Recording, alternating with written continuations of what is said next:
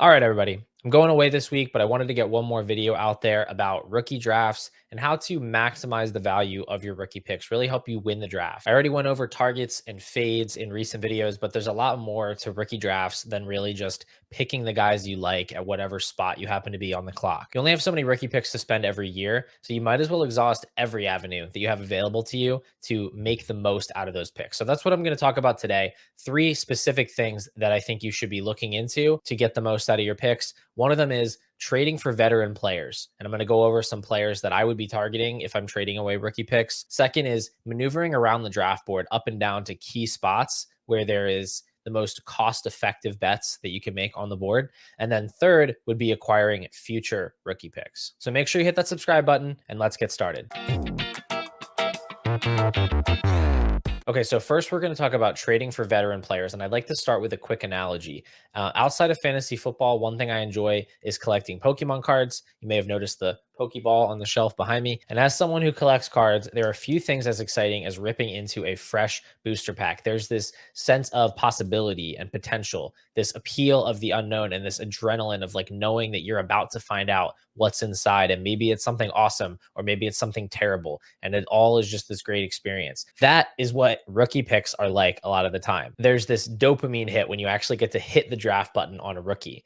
But going back to the Pokemon cards for a second, it's not really the most cost-effective way to get the cards you want, just ripping open pack after pack after pack. The money piles up. You're better off just going out and buying the cards that you want. And sometimes you have that opportunity in Dynasty as well, where, yeah, you're chasing something really awesome with these rookie picks. And drafting rookies, overall, not a bad idea. But sometimes you can just go and get that thing that you're hoping for in the form of a veteran player, because right now at this point in the offseason, they're devalued. They're not as exciting. No games are being played, no points are being scored. So those veteran players just aren't as exciting to people. They're willing to ship them off to get in on the rookie draft, get in on the fun of drafting and actually doing something and changing up their teams. To be clear, I'm not saying that drafting rookies is bad. I've drafted a ton of rookies in this class, but when you're on the clock, when you have these highly coveted picks, you should always look into what are your trade options? What can you get in return? You might be surprised at what sorts of assets some of your league mates are willing to move. So for example, in one of my recent rookie drafts, I traded the 106 for Drake London. And that was a deal that I had to think about for a minute because I was really excited to push the button on Brock Bowers or potentially Rome Odunze. But I have London ahead of those guys. He's an established player. We already know that he is good on the NFL level, and he projects to score a lot more points this season. You know, you look at underdog ADPs, he's going in the second round. Bowers and Odunze are going rounds later, 4, 5, 6 rounds later. So, you know, I'm coming out of a rebuild. I have all these rookie picks. My team is going to be flooded with these young players. They have a lot of potential to gain value, which is great for my team's long-term outlook. But what if I want to come out of that rebuild and score some points right away? Well, this trade presented itself. I have the opportunity to still have a young player in London, but somebody who can maybe score for me right away. That is the appeal of trading these rookie picks for veterans. So that got me thinking, what veterans would I be willing to trade each rookie pick for? So I went through the Dynasty Data Lab ADP, and I went ahead and looked at what veteran players are ranked near rookies that are going, you know, in certain slots in the rookie draft. And this is what I came up with. I'm going to put this on the screen. These are veterans that I would strongly consider trading my rookie picks for on the clock. And not every one of these is going to work in every league. You know, it's going to depend on the manager individually and how interested they are in getting into the draft. But I think based on the ADP and based on trades that I have seen happen, I think all of these are somewhat realistic. So you can feel free to pause the video here to look over the list or take a screenshot, but I am actually going to talk through a couple of these that I like specifically. One of them is Will Levis. I love the idea of buying into Will Levis in Superflex, obviously, at the price of an early second round pick. I think that's just a pretty low cost of entry for an asset that I think has really high upside. You know, I think Levis, if he can put things together this year, he has the potential to jump into that QB1 conversation.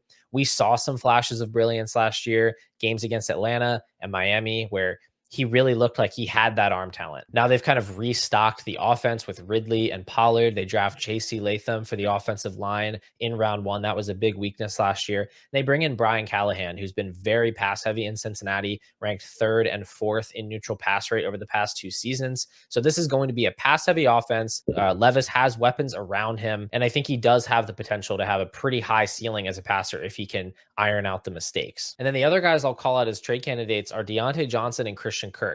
I think these guys can be had a lot of the time for kind of a mid-second round pick. 205, 206, 207. These are not necessarily the most exciting wide receivers in Dynasty, but they are known commodities. We know these are good players who can earn targets, and they're both in pretty good situations for immediate production. Diontae is going to get all the targets he can handle, I think. In Carolina, we just saw Adam Thielen soaking up targets, having a much higher target share than he had over the past few seasons when he moved to Carolina. Now Diontae's there. He's a far better wide receiver. I think he'll pretty easily get into that 140, maybe even 150 target range this year. And then Christian Kirk, he should be Trevor Lawrence's top target this year. I know they drafted Brian Thomas. He's never really been a volume guy in college. I think he's going to be a down the field guy. I think he's going to make some splash plays. But in terms of raw target share, I think Kirk is still going to be the guy this season. That's an appealing pick where you can turn a risky profile like a Xavier Legette or an AD Mitchell into one of these proven target earners who you can start every week. All right, next I want to talk a little bit about some key spots in the draft. So these are places where I'd be looking to trade up or down. I think there's two main spots that I want to highlight. One is the 109. And I'm not really breaking news here when I say that there's a top 8 in this class, but I think after those first 4 quarterbacks, 3 wide receivers, and a tight end, Brock Bowers, you really drop off to that next group, which is Xavier Worthy, Brian Thomas, Ladd McConkey, Jonathan Brooks, Bo Nix. And based on ADP, most people know this. Sometimes you'll see a Worthy sneak up into that top 8, but for the most part, these guys are going to go 1 through 8. But I do think you should be pretty aggressive in trying to trade up from the 109 into the top 8 or back from the 109 as far as the 201, which is where I think that tier ends. Because I don't know that you're going to have to pay as much as you should have to pay to do that. So people look at the gap between the 7th pick and the 9th pick, and a lot of times they're just going to think, okay, that's 2 spots. But in reality, you go by startup ADP, you're actually jumping multiple rounds in startup ADP to go from a Xavier Worthy to a Rome Odunze or a Brock Bowers. So I would consider packaging some other picks, maybe a future second, or maybe your second this year if you have a late second and a late first, sending both of those picks to try to move up, or even guys off your bench, players that you don't expect to start. Reach out to every single manager that has a pick in that kind of correct range for you and just see what they'd be open to. The key is just being thorough. Maybe the door gets shut in your face, but at least you tried that door. I've gotten a lot of deals done just by being very persistent. And the same applies to trading back. See what kind of future capital you can get to trade back, or see if you can upgrade another position on your roster by trading back. The other spot I think this applies to is the 207, because at that spot, you're pretty much guaranteed to get one of Xavier Legette, Ricky Pearsall, Michael Penix. These are first round NFL picks that are being pushed all the way into the late second because there are so many interesting options in this draft class. And I think that's just a tier above the other guys that come later, like the Jalen Polks, Jermaine Burton, Ben Sinnott, who I like those guys. I just think it's a different type of bet. I think you can get up from the late second, early third into that mid-second area without giving up an absolute ton, packaging a second and a third together or a couple of late seconds together. I think it's worth it to move up and get more of that sure thing. All right, my last tip today is going to be trading for future rookie picks in the 2025 and 2026 draft classes. And I know nobody wants to hear it. Nobody wants to do this. It's not fun. You don't get to pick the shiny new rookie, and you don't get to even get a veteran player that's going to score points for you right away. You're just getting this investment for the future.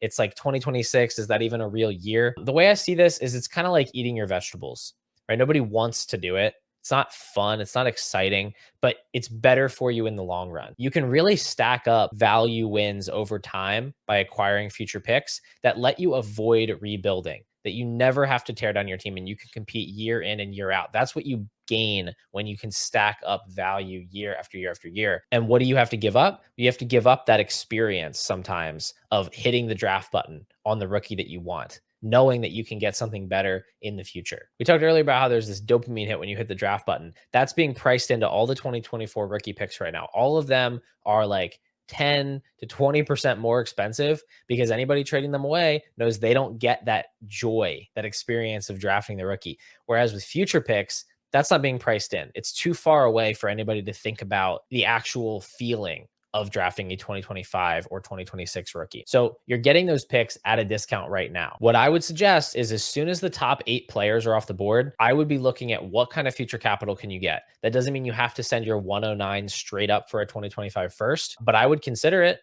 I would go into your league, look at each team specifically, find the rosters that are very top heavy, that are low value overall, or have a lot of older players or more volatile players, or just find the managers in your league that frankly don't make great decisions. You know who they are.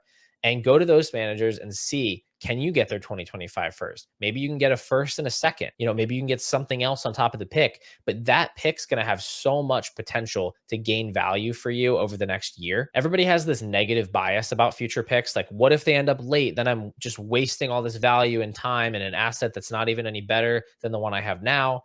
And yes, that is an absolute possibility. You trade for a future pick, it could be late, but there's actually a disproportionate gap between an early pick, a mid pick, and a late pick. So what I mean is the benefit you get from a mid pick becoming early far outweighs the downside of a mid pick becoming late. So if we assume that the random pick you're getting is somewhere in the middle, 106, 107, you have a lot more to gain than to lose. And I can prove it to you. Think about the difference between Caleb Williams and JJ McCarthy. What would you have to give up to get from JJ McCarthy to Caleb Williams?